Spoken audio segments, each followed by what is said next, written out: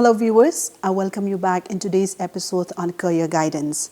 I am delighted to be here at the English and Foreign Language University, a prestigious national university with a global outlook.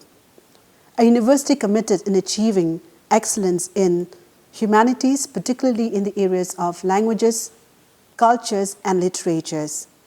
This program is designed to help students explore and excel in their chosen field. If you are someone who's passionate about languages, literatures, and cultures, then English and Foreign Language University could be an ideal institution for you. To delve deeper into the various career opportunities and paths related to the opportunities available in these fields, we have with us Professor Mousumi Guha Banerjee, who is the Director of the English and Foreign Language University, Regional Campus, Shillong. Well, Professor Banerjee, I welcome you in today's episode on Career Guidance. I'm privileged to be sharing this space with you. I'm looking forward, and also I hope that this episode will pave way to the aspiring youth. Of course, thank you very much. Professor Banerjee, before we go ahead and talk about the core aspect of the subject, it would be great if we could get more details about you.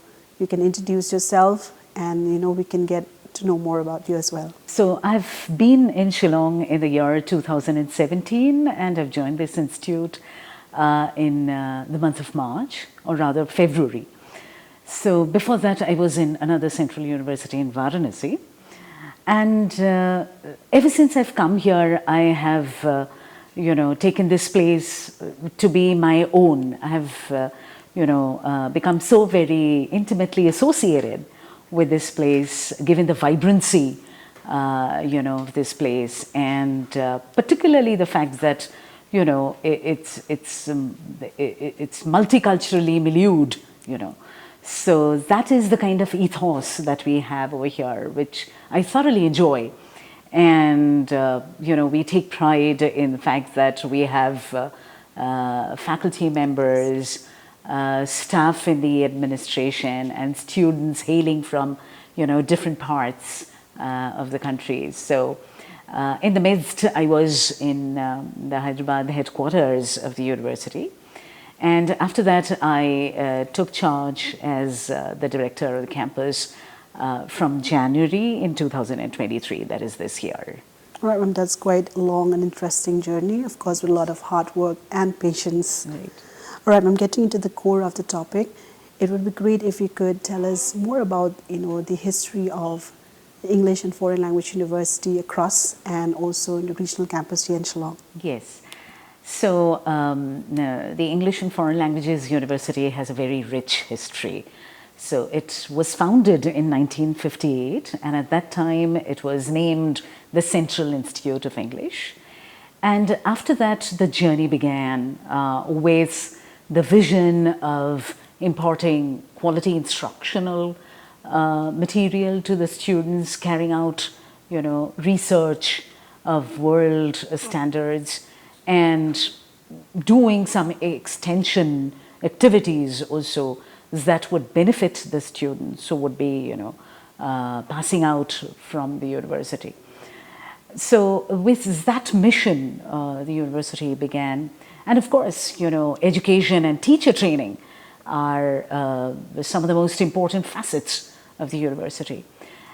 The other point to note over here is this is a university that is one of its kind in the entire region of South Asia, because it specializes in humanities, literatures, cultures, as you very correctly said in your introduction about the university, and foreign languages. So we have European languages departments in our headquarters, along with departments that offer courses and programs in Asian and Arabic languages. And over here in the Shillong campus, we have 4 foreign languages departments offering, professional courses like the Certificate of Proficiency, the Diploma, and the Advanced Diploma courses in the departments of German, French, you have Russian and Spanish also over here. So that was the objective with which the university began in 1958. And after that, you see, it has achieved many milestones, and which had given it the status of a deemed institution. And after that, it came to be known as the Central Institute of English and Foreign Languages. And this status was granted to the university in the year 1972. So after that again, or maybe 73, if I'm to be precise. So after that, you see, it again, came a long way. It grew, it developed. It began many new programs, particularly interdisciplinary in nature, related to, humanities and languages and literatures and foreign languages. And in the year 2007, it was granted the status of a full-fledged central university, after which it came to be known as the English and Foreign Languages University. So you see, it has a vision of achieving that aim where it would be able to impart some quality education to the students. Now, of course, when I say quality education, that is too large a term, but I think that is something the university has lived throughout and has believed in, as is evidenced by the kind of placements that the university has been able to give to its students, and the kind of motivation, that works in our students so very much. Because we have a community of students who are motivated, who are eager to learn, and who are here to do some very good work. I mean, starting from the undergraduate students through the students in the postgraduate programs until the PhD program. So I think we have an excellent community of students, who the teachers love, in fact, imparting their education to. And we also have a lot of success stories where students have been placed in the best of organizations. And, they are doing some very good work, not only in the country, but I think in many countries outside. So that actually evidences the kind of work that the university is doing now. So we are really very fortunate to be a part of this entire university community, and to have students who are, as I said, so very motivated and focused in their pursuit.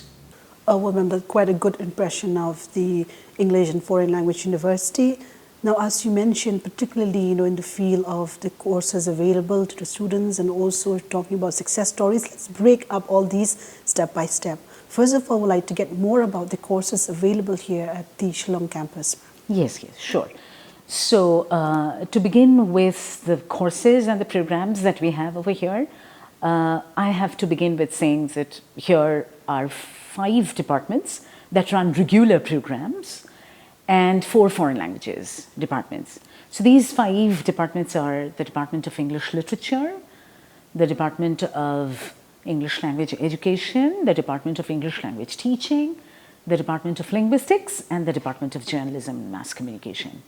And the 4 foreign languages departments that we have are, as I mentioned a short while back, German, French, Spanish, and Russian.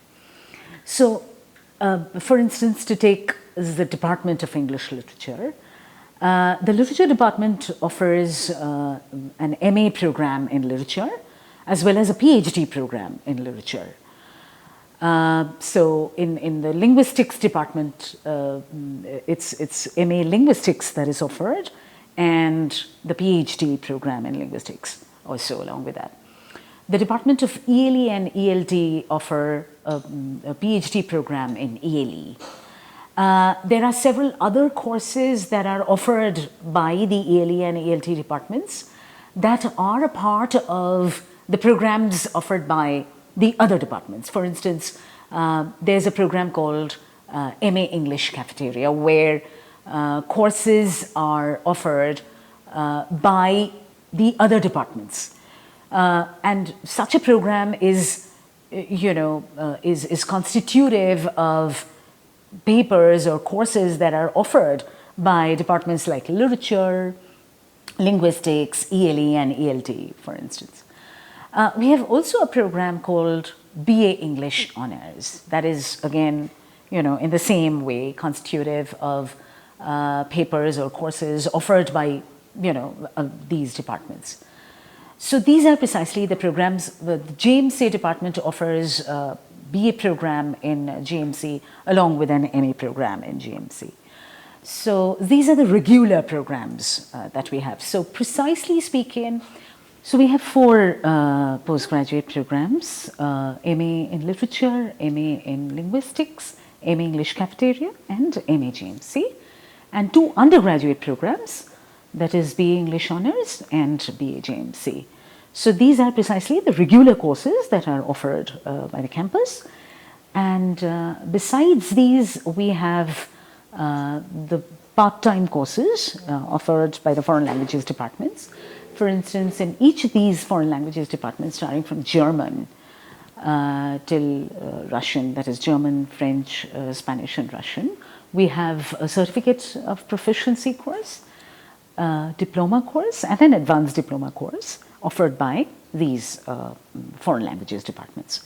So these are precisely the courses that are and programs offered at the campus, and these part-time courses are also 1-year courses constitutive of 2 semesters offered by the foreign languages departments. Yeah.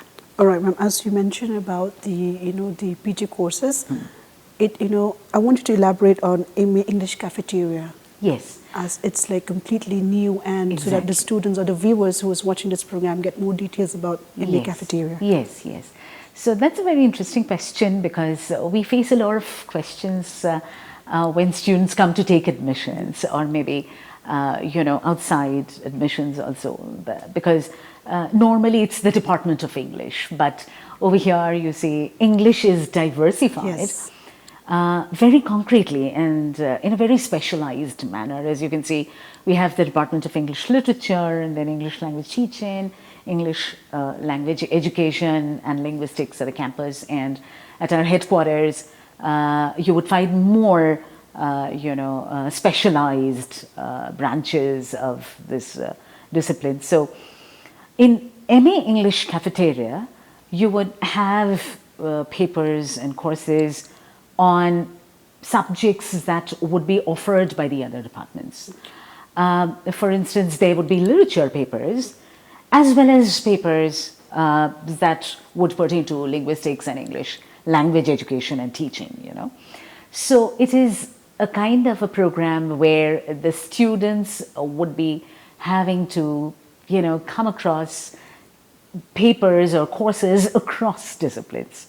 So it's a kind of a holistic, degree, or a wholesome kind of a program that, gives this opportunity to the students to specialize in any branch after their post-graduation, So we have students specializing in literature, for instance, after a degree in MA English Cafeteria. Yes. We have students specializing in linguistics, or maybe ELE or ELT, after having done, MA English Cafeteria. So it's a unique course, yes, in fact, in its own self.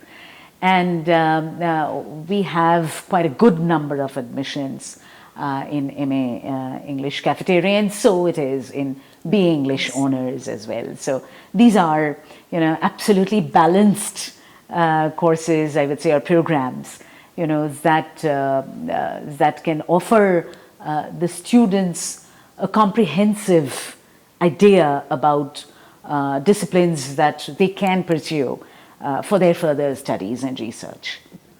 All right, ma'am, as you mentioned that there are, a variety of courses available here at your regional campus, it will also be great if you could, elaborate on the career opportunities available so that the viewers get more details and they can approach for the courses they want to.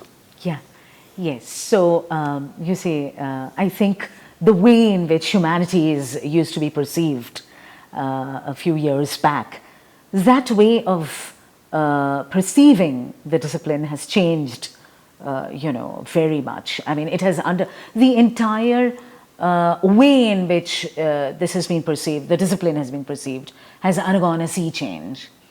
So our students, as I mentioned to you in one of your earlier questions, are a motivated community whereby they are encouraged to take up careers in accordance with their choice.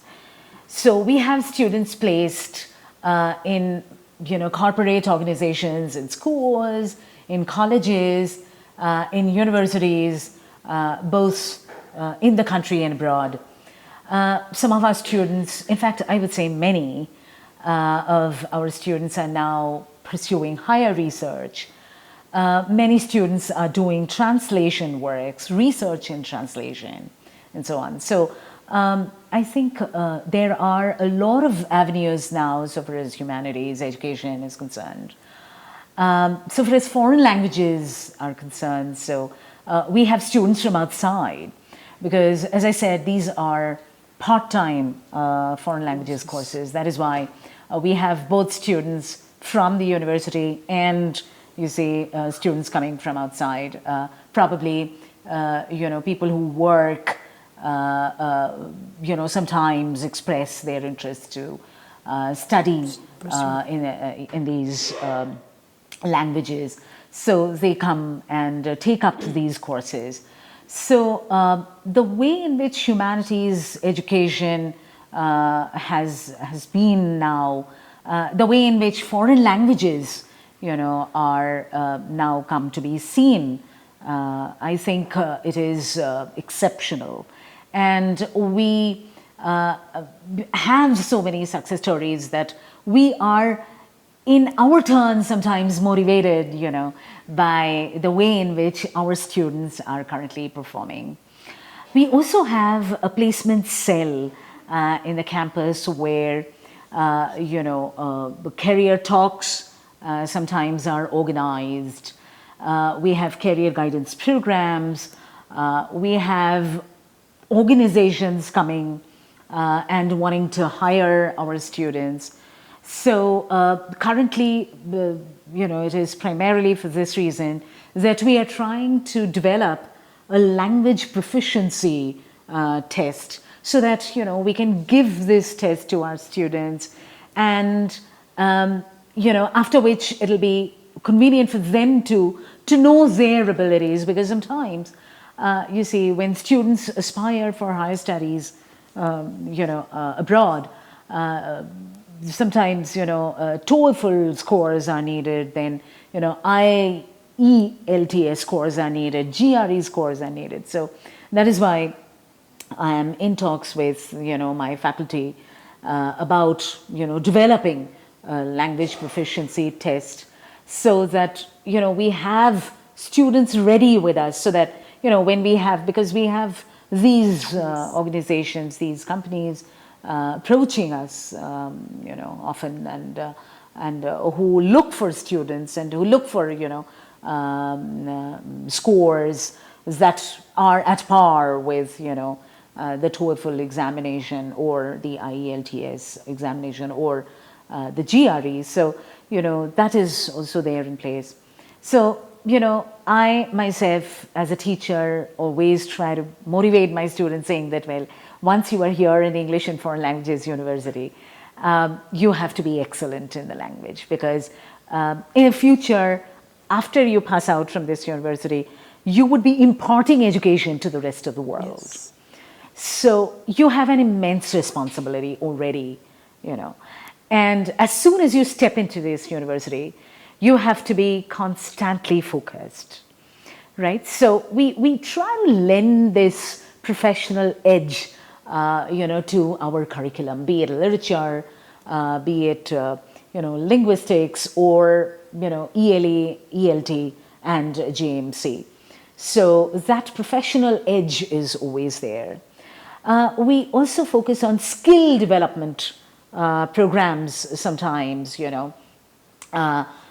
some social awareness programs also, like, in the month of April, we had a drug awareness program, whereby, students are motivated to be socially and morally aware, because our objective is also to give birth to students who would be primarily moral individuals, So that kind of an aspect is also there in the kind of education that we impart. So both, that aspect of moral responsibility and, this kind of a professionalism that we want to develop in our students are there. So I think it is a kind of a wholesome curriculum that we are trying to equip our students with.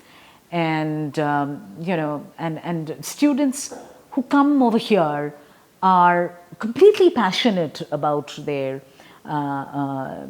disciplines, because a student who is coming to have a degree in literature would be absolutely focused, because this is not the sciences or maybe not the other,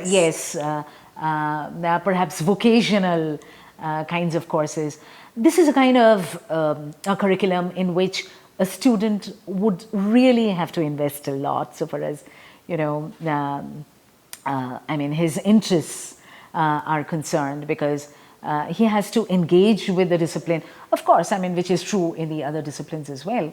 But, there was this, as I was telling you a few years back also, we had seen that, well, you are studying literature, what do you do with a literature degree?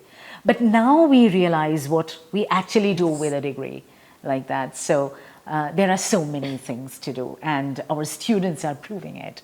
So I think, we have an exceptionally motivated community of students, and we try our best to impart,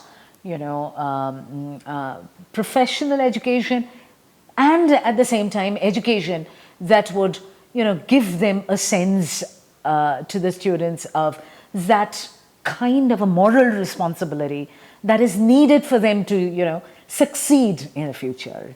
So I think that is our sole effort, and that is our sole pursuit through whatever we are doing over here in this campus. All right, ma'am. And actually, I truly agree with the language, proficiency test that you conduct is actually, preparing the student before actually stepping into the world of competition. And also I like the fact that English and Foreign Language University focuses on, morally training a person to become a good human being. Yes. And apart from that, as you mentioned, there are also some placement cells that conduct recruitment. How often is the recruitment conducted, or the placement cell that comes to the campus? Yeah, so the process is somewhat like this, that the organization approaches us. And after the organization who shows its interest in hiring our students, we forward that information to the placement cell.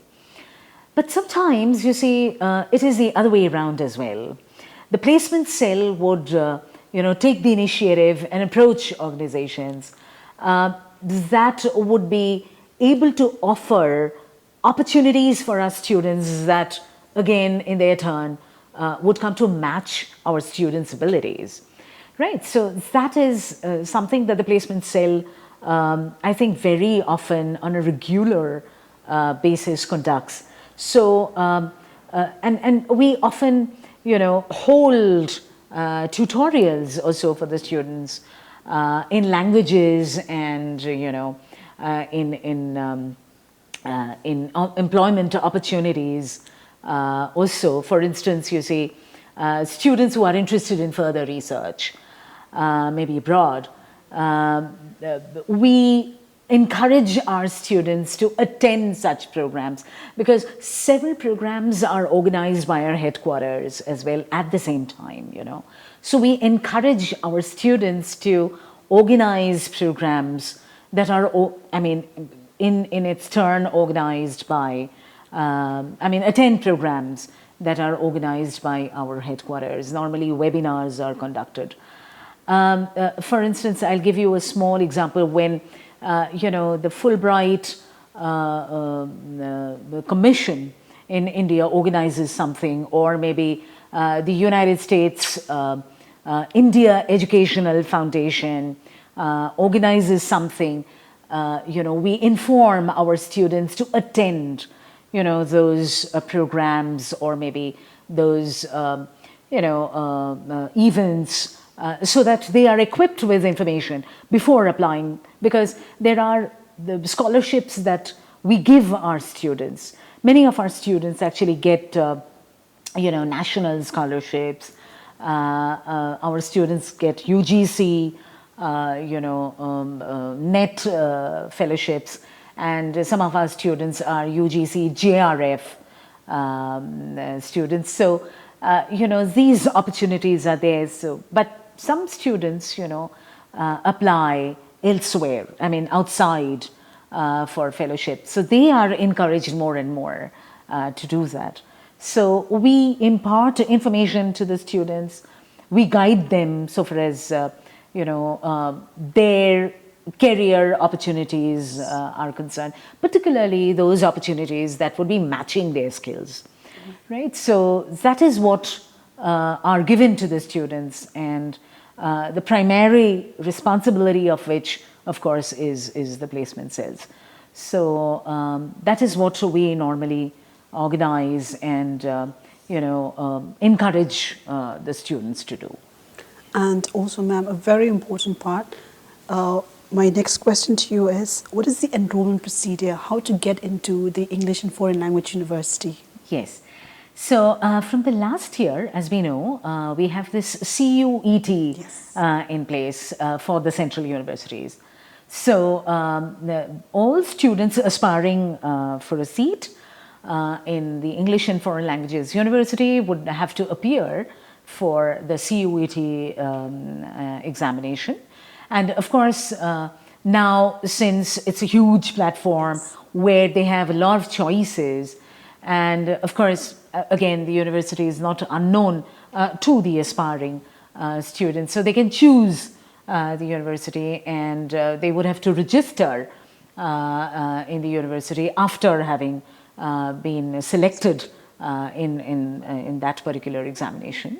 And after that, you see, list would be prepared, a merit list would be prepared, and then followed by, these admissions that would be there in place after, the merit list is being prepared. We give,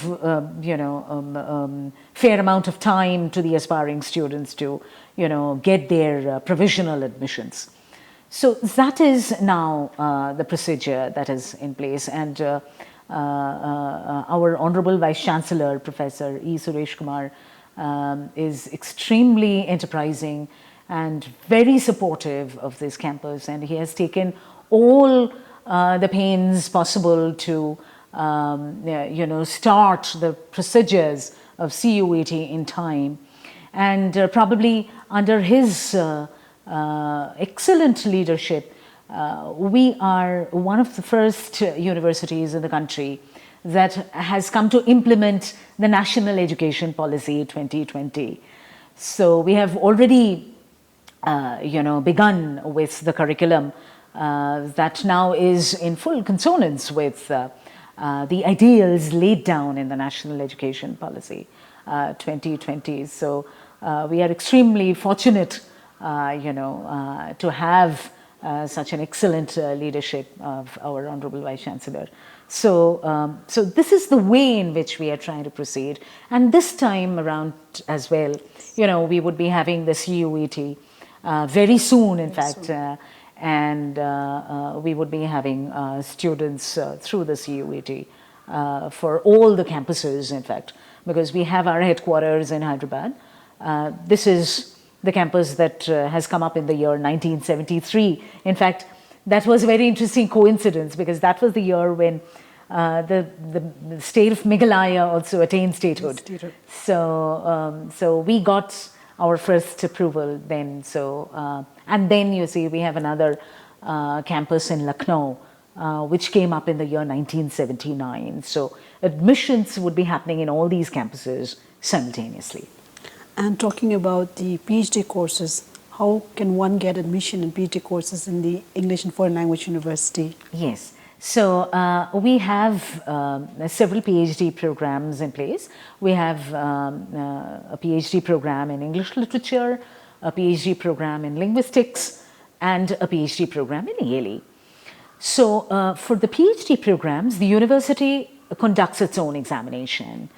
So after, you see, a candidate qualifies in a written examination, or in a particular written examination in whatever discipline he or she is seeking admission to. So then an interview is conducted. Now, the interview would be conducted in the respective campuses, right? And from the campuses, you see, a record of the candidates' performances would be sent to the headquarters, after which the final process would be carried out. So the written examination is conducted by the headquarters, after which, you see, we get that list of names to be interviewed. We carry out the interviews here, and we send the names of the successful interviewees to our headquarters for the final selection. And do you have any other facilities available for the students? Yes, sure. So we have 2 hostels for the students. One is a boys' hostel that is situated on campus, and the other is a girls' hostel that is situated in Nongsinmai in Shillong. So whichever student takes admission over here would be accommodated in the hostels. So students are encouraged to take their seats in the hostels, and seats are normally allotted to the students on a merit basis. But that again does not mean that the student who has come to feature probably a little down below the list would not get an accommodation. Of course, accommodations are given to all the students who come to seek admissions over here. So we have the required facilities in place for the students in the hostels. Oh, well, ma'am, the program is really very enlightening. We would like to go more and talk more about the English and Foreign Language University. Yes. But then we make sure that we have another episode for that. Yes, yes. In the meantime, ma'am, if there's any view or any message that you want to share to the viewers, you can go ahead and say. Yes, yes. So for the students of the current generation, I would want to tell them that they should be more focused in what they are doing. And along with that, they should keep some very good and creative company. Because sometimes we see is that students are going astray only because they are not advised well. They don't know what to do. So I think now is the time when students would have to be very serious about their careers, about how they can really contribute to the society. You see, education is something that runs parallel with social service, right? In whatever way a student can, an individual can. So I think it's very important for today's generation, to repeat myself, to be focused, to keep some very good company, and to be responsible for their own deeds and actions. So they are answerable to none else. They should be answerable only to themselves. And then they would realize the importance, of being morally responsible. So the university is that space that, gives them this realization. So they are at liberty to think over here. We at the university, level try to develop their abilities to critically think, to weigh and measure things. But at the same time, we tell our students, right, you have to develop as responsible human individuals. So that is what I think is needed. They would have to be completely responsible in what they are doing. They would have to be focused, again, and they would, have some very good company. I mean, that is something I think is very much needed, because a man is determined by the kind of company he keeps. So I think that is what is important. So through education, they should be able to develop this sense of judgment, right? So a kind of judgment that they can make use of in a very noble manner in the future. So if these qualities can be inculcated by means of education, then I think they have not lived a life in vain, because the objective is to leave a mark. You see, the objective is, I always tell my students, to leave a legacy. And that is why they are here. So it is work that they should know. It's not that they wouldn't have their friends, they would not be enjoying their time here.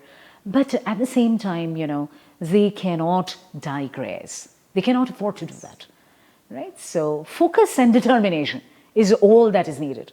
And the other thing that is needed is organization and time management, you see?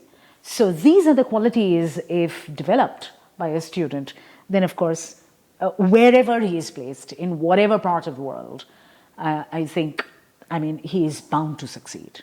So that is, I would say, the secret of success. There is no one, particular formula for success. It's only something that lies in one's own character. And it is that character that would need to be developed, that would need to be inculcated. And, that would need to be brought to fruition, by one's actions. I completely agree with you, ma'am. It is very important for us to stay focused, determination, and also be morally responsible. Yes. Well, ma'am, thank you so much for sparing your valuable time. Yeah. It was a very refreshing segment, and I'm definitely sure this program will pave way to the aspiring youth. Yes. Thank you very much for doing this. Thank you so much. Well, viewers, we have come to the end of today's episode. We'll be meeting again on the next episode of Career Guidance, winding this episode with a quote by Malcolm X, which says, "Education is a passport to the future, for tomorrow belongs to the one who prepare for it today." Till then, keep watching Dudarshan Kendra Shillong.